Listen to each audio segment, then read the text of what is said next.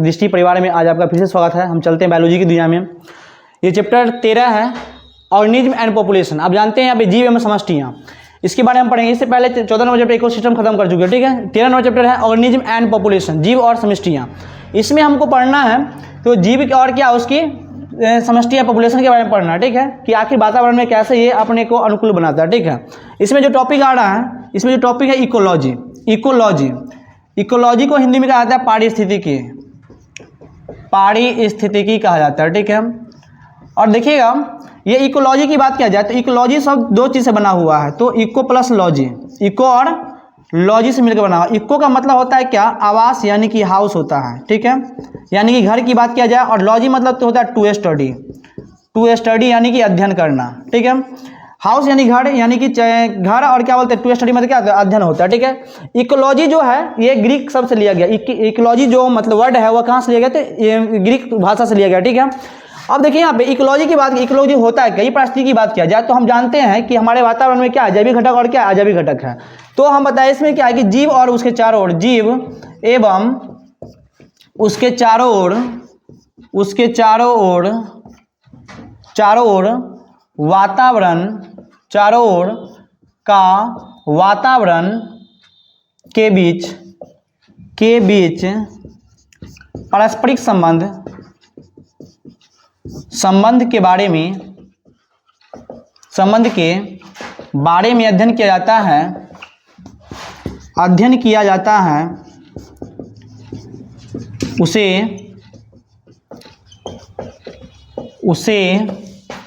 Ecology पारिस्थितिकी कहा जाता है। हम बताएं जीव, जैसे फॉर एग्जाम्पल जान लेते हैं कि ये जीव है, ये क्या है, यहाँ पे जीव है, कोई जीव है और इसके चारों ओर क्या है तो वातावरण है। इसमें क्या है तो बायोटिक फैक्टर जिसको बोलते हैं जैविक घटक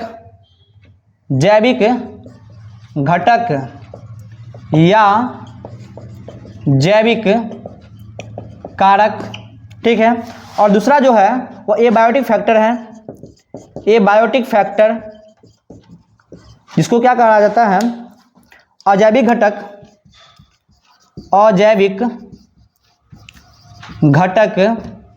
या इसको बोलते हैं भौतिकी कारक, ठीक है। जीव के चारों तरफ क्या इन्वायरमेंटल है, ये क्या है तो यानी कि वातावरण है। और वातावरण और क्या बोलते हैं जीव के बीच जो पारस्परिक जो संबंध होता है उस संबंध को ही क्या कहते हैं, जो अध्ययन किया जाता है उसको क्या कहते हैं, पारिस्थितिकी कहा जाता है, ठीक है। इकोलॉजी की बात किया जाए, इकोलॉजी का शब्द का खोज किसने किया था, इकोलॉजी शब्द का खोज किसने किया था, तो इकोलॉजी शब्द का खोज किया था एच रीटर नाम वैज्ञानिक ने 1868 ईस्वी में किया था। एच रीटर नाम वैज्ञानिक, यह एक क्या थे तो जंतु वैज्ञानिक हैं, या जंतु वैज्ञानिक जूलॉजिस्ट वैज्ञानिक हैं, ठीक है।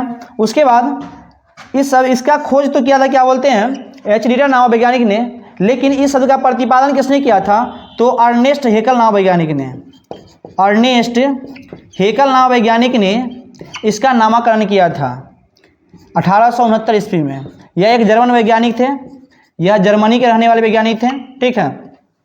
उसके बाद जो इकोलॉजी है, इकोलॉजी का पितामह की बात किया जाए तो इकोलॉजी का पितामह ओडम को कहा जाता है, ओडम साहब को इकोलॉजी का पितामह कहा जाता है। ओडम साहब ने क्या कहा था, इनके अनुसार जो भाषा जो दिया गया था, इनके अनुसार पारिस्थितिकी का अर्थ क्या होता है तो इकोसिस्टम यानी कि परितंत्र के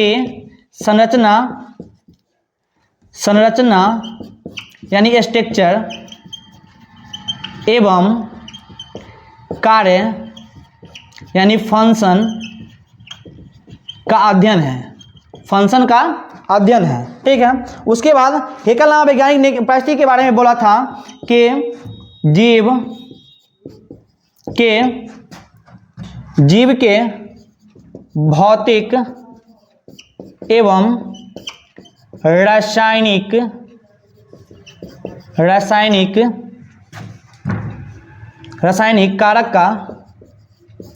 कारक का अध्ययन। ठीक है, आप देख रहे हैं यहाँ पे इकोलॉजी शब्द का खोज किसने किया था? तो एच रिटर ने किया था 1868 ईस्वी में। लेकिन यह एक जंतु वैज्ञानिक थे, जंतु वैज्ञानिक या जूलॉजिस्ट थे।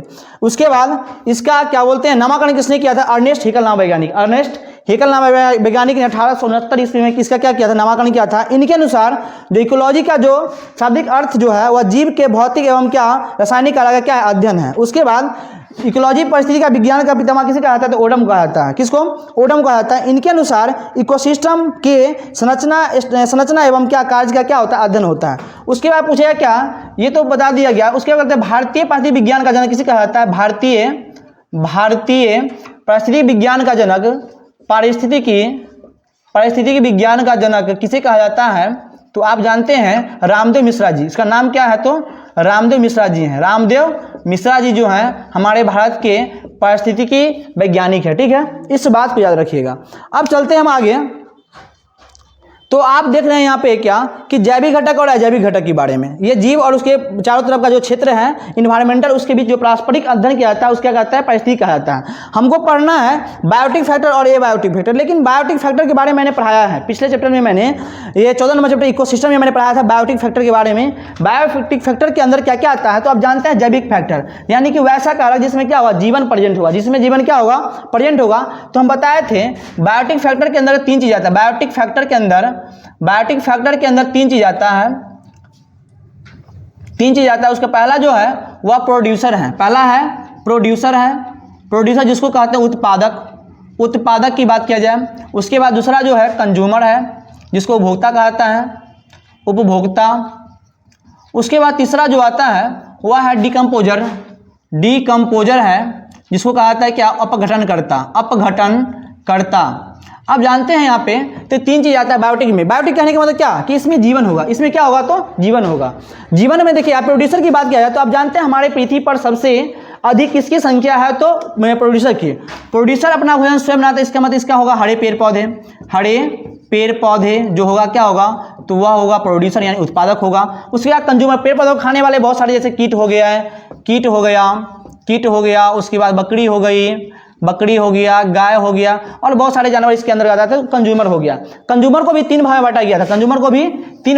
उसको मैं बता दिया था, प्राइमरी कंज्यूमर, सेकेंडरी कंज्यूमर और टर्सरी कंज्यूमर। ठीक है, या टॉप कंज्यूमर। उसके बाद तीसरा जो आता है डिकम्पोजर। अब देखिएगा डिकम्पोजर की बात किया जाए तो यह सबसे लास्ट वाला है, डिकम्पोस्ट करना। डिकम्पोजर मतलब क्या? अपघटन करना। जो चीज़ यहाँ पे जो जैसे पेड़ पौधे है या जीव जंतु जो मर गया है उसको क्या कर देता है? सड़ा गला देता है। वो उसका काम कौन है? तो अपघटन करता का है। इसमें आता है तो सूक्ष्मजीव आता है, माइक्रोबेस आता है।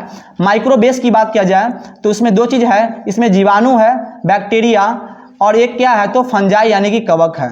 2 चीज आता है इसमें जो क्या करता है? तो अपघटित कर देता है। बात समझ में आई? लेकिन हमको पढ़ना क्या है? तो हमको पढ़ना है इसमें क्या? एबायोटिक फैक्टर के बारे में, क्योंकि जस्ट बताया है कि पारिस्थितिकी क्या है। तो पारिस्थितिकी वह विज्ञान है जो जीव के चारों तरफ का वातावरण के बीच क्या किया जाता है? पारस्परिक संबंध के बारे में अध्ययन किया जाता है। ठीक है, तो हम चलते हैं और आगे बढ़ते हैं।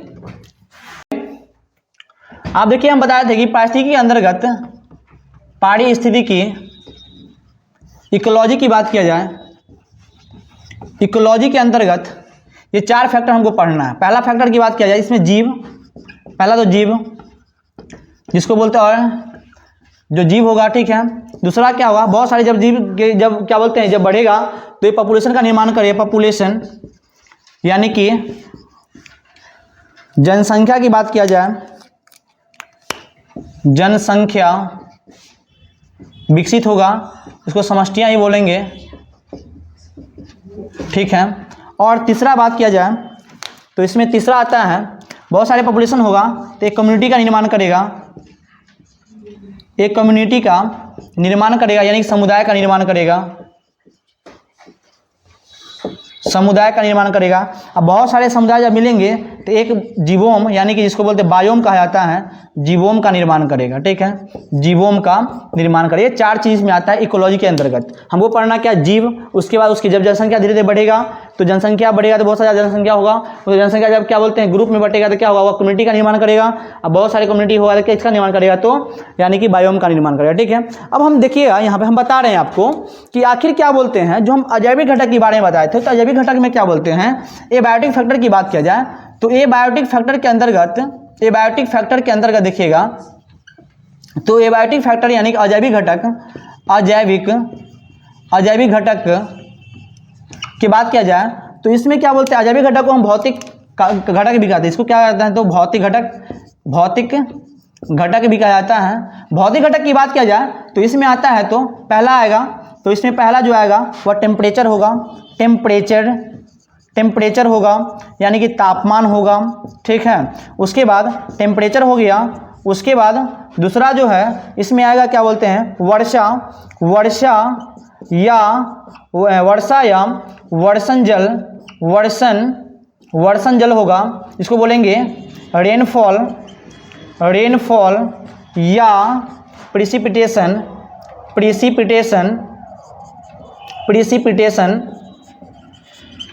उसके बाद प्रिसिपिटेशन हो गया, वर्षा या वर्षण जल। तीसरा की बात किया जाए तो इसमें प्रकाश, लाइट आएगा, लाइट यानी कि प्रकाश की बात किया जाएगा, इसमें प्रकाश की बात किया जाएगा। ठीक है, उसके बाद इसमें आता है चौथा फैक्टर जो होगा वह होगा सॉइल यानी कि मिट्टी की बात किया जाए, मृदा की बात। ये सारे क्या बोलते हैं, अजैविक घटक है। अजैविक घटक कहने के मतलब जीवन नहीं होगा, जिसमें क्या होगा, जीवन नहीं होगा। तो पहला बताया टेम्परेचर, दूसरा बताया क्या, रेनफॉल और प्रेसिपिटेशन, तीसरा क्या बताया तो लाइट, और चौथा क्या बताया तो सॉइल। ये 4 फैक्टर हैं, इसके बारे में हमको पढ़ना है, क्योंकि 4 फैक्टर हमारे पृथ्वी पर पाए जाने वाले जीव जंतु है उस पर कितना प्रभाव डालता है, वह किस प्रकार से प्रभाव डालता है, उसके बारे में हमको जानना है। ठीक है, तो